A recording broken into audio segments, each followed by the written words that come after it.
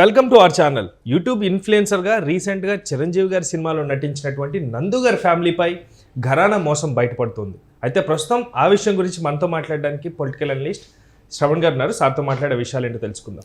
నమస్తే అండి. నమస్తే అండి. సో నటి నందు గారి ఫ్యామిలీ పేరు అడ్డం పెట్టుకొని ఒక కొత్త మోసానికి తెరతీశారటండి కొంతమంది.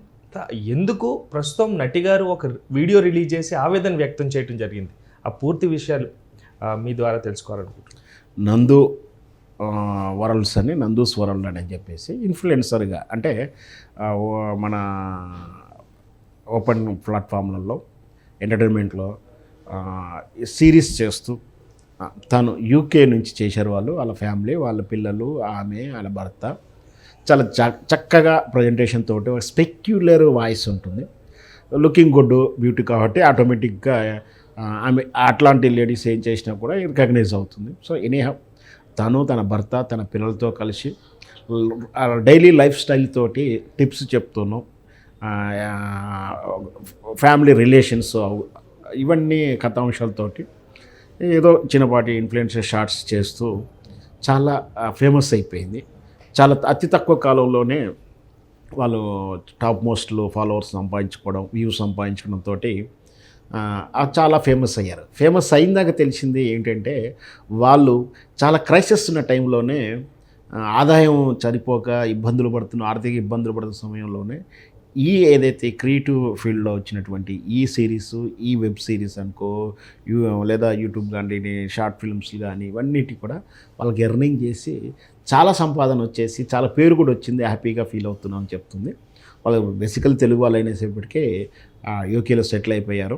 మొత్తం మీద ఒక ఇన్ఫ్లుయెన్సర్గా స్థాయి, మంచి గుర్తింపు ఉన్నటువంటి ఆమెకు సడన్గా మనం నిన్నగాక మొన్న వచ్చినటువంటి మనశంకర వరప్రసాద్ గారు చిత్రంలో ఫ్యామిలీ నైబర్స్గా, అంటే వాళ్ళని ఏమంటాం మనం అంటే కిట్టి పార్టీ ఫ్రెండ్స్ అంటుంటాం కదా, ఆ గుంపులో, అమ్మలక్కల గుంపులో ఒక క్యారెక్టరు, ఒక స్త్రీ గృహిణిగా చేసి భర్త నుంచి డామినేషన్ కానీ, భర్త నుంచి విడాకులు అనే టాపిక్లో వాళ్ళ అభిప్రాయం చెప్తున్నప్పుడు మళ్ళీ చిరంజీవి గారు వెళ్ళి చెప్పడం, ఆ తర్వాత భర్తకు విడాకులు ఇవ్వకుండా, నోటీసులు ఇవ్వకుండా కలిసిపోండి అని చెప్పి సలహా చెప్పేటువంటి ఇండైరెక్ట్గా చిరంజీవి గారు, ఆ నయనతార క్యారెక్టరు, విడాకుల యొక్క గ్యాప్ ఏం ప్రాబ్లం అవుతుంది, ఫ్యామిలీ పిల్లలు ఎంత కోల్పోతారు, ఆమె కనువిప్పు సన్నివేశానికి అక్కడ ఇచ్చినటువంటి సన్నివేశంలో అట్లా వీళ్ళు ఏదైతే పార్టీకి వెళ్తారో ఆ పార్టీలో నయనతార ఫ్రెండ్స్గా ఉన్నటువంటి ఈ అమలక్కలతోటే ఒక కథ చూపిస్తారు. అక్కడ ఒక క్యారెక్టర్ చేసింది ఈ నందు. ఆ వాయిస్, ఆమె స్పెక్యులర్ వాయిస్ ఉంటే అందరూ గుర్తుపట్టేస్తారు.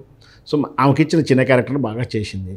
ఇంతవరకు వాళ్ళ మీద నెగిటివ్స్ ఏం లేవు. బట్ ఆమె గతంలోనే చాలా ఇంటర్వ్యూలో చెప్పింది, చాలా ప్రైవేట్ ఛానల్లో మాట్లాడుకుంటూనే మేము ఎంత హ్యాపీగా, ఎంత బాగా చేస్తున్నా కొందరు కావాలని నెగిటివ్ కామెంట్లు చేస్తారు. నెగిటివ్ కామెంట్ చేస్తూ చాలా ఇబ్బంది పెడతా ఉంటారు. అట్లాంటి నెగిటివ్ కామెంట్స్ కూడా ఆమె సఫర్ అయిన విధానాన్ని ఎప్పుడో 1-2 ఇయర్స్ బ్యాకేనే ఆమె రేజ్ చేసింది. ఇప్పుడు కొత్తగా ఏంటి అంటే వాళ్ళ పేర్లు చెప్పుకొని, యూకేలో వీళ్ళకు ఉన్నటువంటి బిజినెస్ పేర్లు చెప్పుకొని అక్కడ యూకేలో కూడా కొంత ఇబ్బంది పెట్టారట, ఒకరు ఇద్దరు ముగ్గురు. వాళ్ళ మీద కేసు పెట్టడం అయితే వాళ్ళైతే అక్కడి నుంచి ఎస్కేప్ అయ్యి ఇండియాకి వచ్చి కూడా మళ్ళీ ఆ నందు గ్రూప్స్ పేరు చెప్పేసుకొని డబ్బులు కలెక్ట్ చేస్తున్నారన్న విషయాన్ని పర్సనల్గా సినిమా కాకుండా, స్క్రీన్ కాకుండా అదే మళ్ళీ డబ్బులు కలెక్ట్ చేస్తుందో పాటు ఆమెను బ్లేమ్ చేయడానికి పర్సనల్ గ్లెడ్జ్ పెట్టుకొని మరీ డబ్బులు ఖర్చు పెట్టి ఛానల్ రిపోర్ట్స్ కొట్టుడు కానీ, ఛానల్ మీద కామెంట్ చేయడం కానీ, వాళ్ళ పేరు మీద డబ్బులు కలెక్ట్ చేస్తూ మోసానికి పాల్పడుతున్నారు.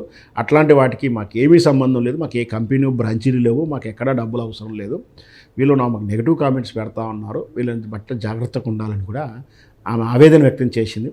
నిజంగా కూడా మనం చాలా రేరు నెగిటివ్ కామెంట్స్ లేకుండా ఇన్ఫ్లుయెన్సర్ ఉండడం కానీ, ఒక యూట్యూబర్ కానీ, ఎక్కడ కంటెంట్ క్రియేటర్ ఎవరికైనా సరే నెగిటివ్స్ లేకుండా ఉండడం అనేది చాలా తక్కువ. ఎంత మంచి వాళ్ళకైనా నెగిటివ్, జెంట్స్కి నెగిటివే, కంటెంట్ ప్రకారంగా థియరిటికల్గా విభేదించే వాళ్ళు విభేదిస్తూనే ఉంటారు.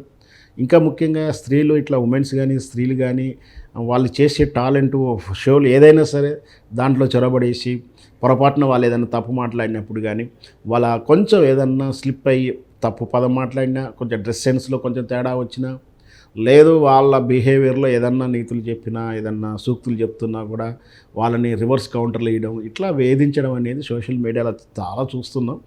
వీటి ముఖ్యంగా ఏంటంటే సోషల్ మీడియా అకౌంట్స్ని అన్రికగ్నైజ్డ్గా ఉంటుంది, అంటే బినామీ అకౌంట్లో, ఫేక్ అకౌంట్లో ఐడెంటిఫికేషన్ పేరు లేకుండా ఉండడం అనేది ఉంటుంది. అట్లా కాకుండా ఖచ్చితంగా వాళ్ళ ఐడెంటిఫికేషన్ ఐడియా, వాళ్ళ ఫోన్ నెంబరు, వాళ్ళ పేరు, వాళ్ళ ప్రొఫైల్ అంతా కూడా స్టాటిస్టికల్గా ఉన్నట్టు, స్టాటిస్టరీగా ఉన్నట్టుగా సిస్టమ్ వస్తే రేపు భవిష్యత్తులో అలాంటిదైనా వస్తే ఇట్లా ట్రోల్ చేసేవాళ్ళు, ఇట్లా ఇబ్బంది పెట్టే వాళ్ళని కంట్రోల్ చేయొచ్చని నా ఉద్దేశం.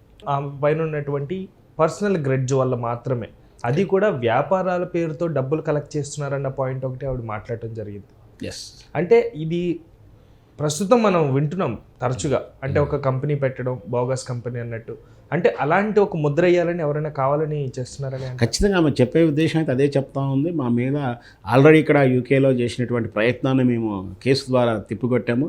వాళ్ళు ఆ ఇండియాకు వెళ్ళిపోయి రిటర్న్ వచ్చేసి ఇండియాలో నుంచి మమ్మల్ని టార్గెట్ చేశారు, మమ్మల్ని ప్రాపకండం చేస్తూ ఉన్నారు. స్పష్టంగా చెప్తుంది, మాకు ఇలాంటి బ్రాంచీలు లేవు, మేము ఎక్కడ డబ్బులు కలెక్ట్ చేయట్లేము, మాకు ఏ అవసరం లేదు, కేవలం మమ్మల్ని పని కట్టుకొని వాళ్ళు ఎవరో మాకు తెలిసిపోతూనే ఉంది, వాళ్ళు ఫలానా వాళ్ళు చేస్తూ ఉన్నారు, వాళ్ళు ఈ విధంగా బిహేవ్ చేస్తున్నారు, వాళ్ళ పట్ల అప్రమత్తంగా ఉండని చెప్పేసి ఆమె ఆవేదన వ్యక్తం చేస్తుంది.